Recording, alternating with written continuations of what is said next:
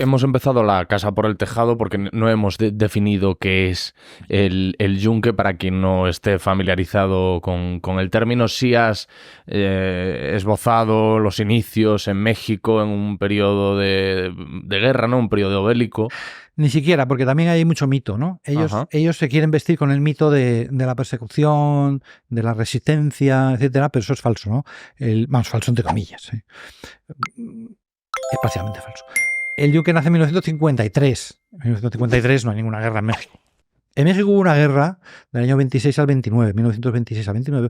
Hubo una guerra que se llama la Guerra Cristera, en la cual efectivamente el gobierno de Elías Calles impuso una ley, unas leyes de básicamente impedir que la Iglesia pudiera actuar en la vida pública.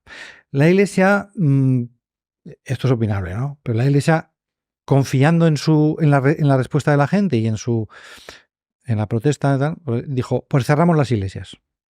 En protesta, si no nos dejáis, si nos vais a quitar el derecho a predicar, pues no vamos a predicar. Cerramos la iglesia y te vas a enterar porque la gente se va a cabrear, ¿no?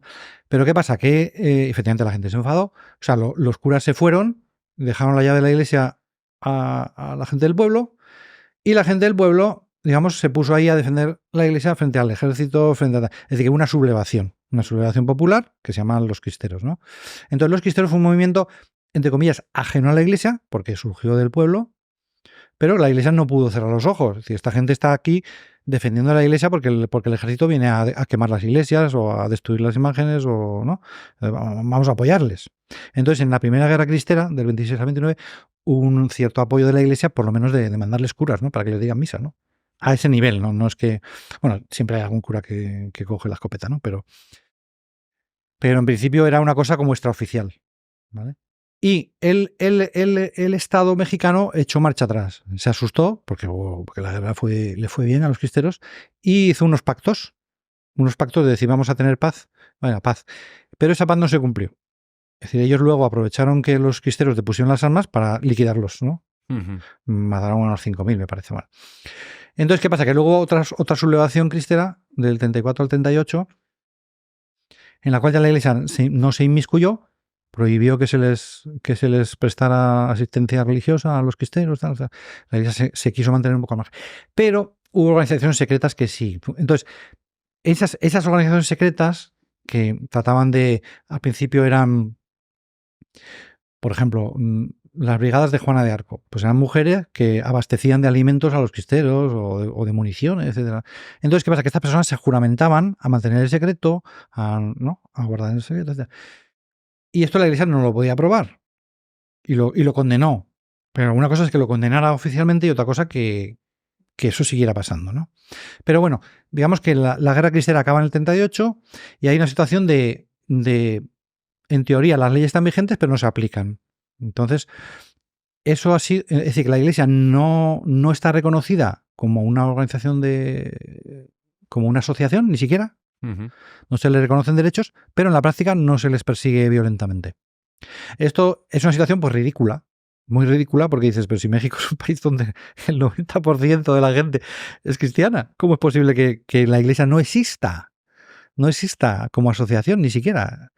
Para poner un ejemplo concreto, el Papa Juan Pablo II, cuando fue a México en 1978, los curas no podían vestir de sotana por la calle, porque la iglesia en teoría no existe. Entonces tuvieron que hacer la ridiculez de ponerle una multa al Papa. Al Papa, que iba por las calles con millones de personas en un papamóvil a la vista de todos y la gente aclamándole y tal. Y eso en teoría era ilegal, porque no puede ir vestido de cura nadie, ¿no? Entonces, ¿qué pasa? Que el Estado mexicano es un Estado fallido, porque es un Estado donde una cosa son las leyes y otra cosa es la vida. Van por separado. Y esto fue hasta 1991, hasta la caída de la Unión Soviética, que es cuando ellos también tuvieron que reformar su constitución y permitir que la Iglesia existiera como asociación civil y reconocer derechos públicos, etcétera. Entonces, ¿qué pasa? En esas circunstancias tú no puedes trasplantar esa situación. Claro, entonces, ¿qué pasa? Que digamos que en México organizar una asociación secreta para llevarle comida a los curas o para dar catequesis. Claro, en teoría, si tú te juntas con 10 personas para dar la catequesis de primera comunión, pues estás haciendo una cosa ilegal, porque no tienes derecho. Entonces, claro, eso es ridículo. Pero era así, en teoría. Pasa que en teoría no, pero a nadie le ponían multas por la catequesis, ni hacer organizar primeras ni nada.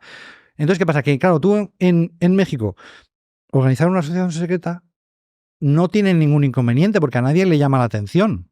Si hasta la iglesia que dice las misas públicamente en realidad no existe, es secreta, ¿qué hay de malo en organizarme secretamente para cualquier cosa? Entonces, por eso en México, cuando hablan del yunque, dicen organización ultra secreta. Claro, porque para un mexicano... Porque es más secreto de lo normal. Porque es realmente secreta. Sí. Realmente secreta. Yeah. Entonces, claro, tú trasplantas esto a España y dices, bueno, ahora con la Constitución del 78, que claro, prohíbe las asociaciones secretas, ¿no? Pero claro, en España la Iglesia existe como institución, cada parroquia es una institución, hay conventos, hay asociaciones, hay miles de asociaciones y por lo tanto te puedes reunir. Entonces, claro, que venga una persona a decir, para realmente promover el cristianismo hay que hacer esto en secreto. Y dice, pero ¿de qué me estás hablando? ¿No? Entonces, por eso digo que claro, que aquí choca porque, claro, está prohibido y porque es que no hace falta. Yeah. Pero ¿qué pasa? Que si dices, no, sí hace falta porque ahora vienen a atacarnos y hay que prepararse y tal. Entonces, tienes que hacer esa sensación de que estamos en guerra, sensación de... Y eso es un... Pero bueno, no te he respondido a la pregunta, que es cuándo surge. Entonces, en el 53 ya no hay guerra en México, pero sí hay esta situación de un Estado que en teoría no reconoce nada. Entonces, ¿qué pasa? Que hay unas personas que dicen, queremos organizarnos ellos decían, para defender a los estudiantes católicos frente al comunismo en la universidad. De hecho, el nombre inicial era Frente Universitario Anticomunista. No, FUA. Sí, FUA es una de las organizaciones. El nombre es Organización del Bien Común. Ah. Ese es el nombre real. Pero claro, no existe. Eso es su nombre. Entonces, lo que hacen ellos es, como no vamos a intervenir, por ejemplo, decir, resulta que hay un profesor comunista que va a dar una charla y queremos boicotearla, ¿no? Entonces, ¿y cómo me presento yo ahí? Simplemente le tiro un huevo o protesto o le pongo una pancarta y ¿quién soy yo? Entonces ellos creaban esas organizaciones pantalla que le llaman ellos y por eso crean esas organizaciones FUA, Frente Universitario Anticomunista, etcétera, ¿no? Crean diversas organizaciones que tampoco existen. Uh-huh. Por lo tanto, todo es un secreto dentro del secreto, una matriosca dentro de... Entonces la matriz se llama el yunque, que ni siquiera se llama el yunque, se llama Organización de Bien Común. ¿Vale? Entonces, ¿qué relación tiene con la guerra cristera? No tiene relación directa. ¿Por qué? Existen dos grandes yunques, que son el yunque de Oriente y el de Occidente. Entonces, ¿cuál es el de Occidente? El de Occidente es el de Guadalajara, el de Jalisco, Estado de Jalisco. Vale, ahí ya nos estamos metiendo ya en historia de México. ¿Quiénes son Ramón Plata Moreno y Manuel Díaz Cid? Son los fundadores del yunque. Estos son los 12 apóstoles. Ellos tienen, dentro de su mito, hay un fundador que es Manuel Plata Cid, pero es una persona que tiene 18 años al fundar el yunque. Ajá. Entonces, claro, yo no me creo que realmente el yunque lo fundó este chavalillo, ¿no? A ver, con todo lo inteligente que fuera, no creo que la idea le saliera a él de pepa. Entonces, en realidad el fundador, nos pese o no, es un jesuita que se llama Manuel Figueroa, que era profesor en el colegio donde él había estudiado secundaria, etc. Entonces, al pasar de la secundaria a la universidad... es ¿Dónde quién había estudiado secundaria? Plata. Plata, vale. Plata es de esta ciudad... O sea, Plata era alumno de Manuel Figueroa. Exactamente, en el colegio. Manuel Figueroa sí que venía de Jalisco, de Guadalajara, y él sí que había visto en los años 30 esa organización secreta del yunque surgir el yunque de Guadalajara. Por eso él, al trasladarse a Oriente, ¿vale? Al cambiarse de ciudad, digamos, funda o hace fundar a este grupo de chavales el yunque de Oriente, que es el que nosotros conocemos, ¿vale? Uh-huh. Curiosamente es el que ha sido trasplantado luego a España, ¿no? Por eso digo que, en teoría, el mito es que estos chavalillos, los 12 apóstoles, fundaron el yunque, sí, con 18 años todos ellos y tal. No me creo nada. Esto lo que pasa es que cuando cumplieron 18 años y pasaron a la universidad, el cura que había estado con ellos ahí en el colegio, dice, estos chavalillos hay que seguirlos aquí arropando, dándoles ideas, dándoles tal, vamos a fundar algo y tal. Por eso digo que a mí no me parece tan mala la idea en el sentido de que en México actuar en secreto pues tampoco es para tanto, porque como todo es secreto, ¿vale? Pero claro, que luego en los años 70, ya en la democracia española, me vengas a trasplantar eso aquí diciéndome es que aquí estamos perseguidos, es que no se puede trasplantar, ¿no?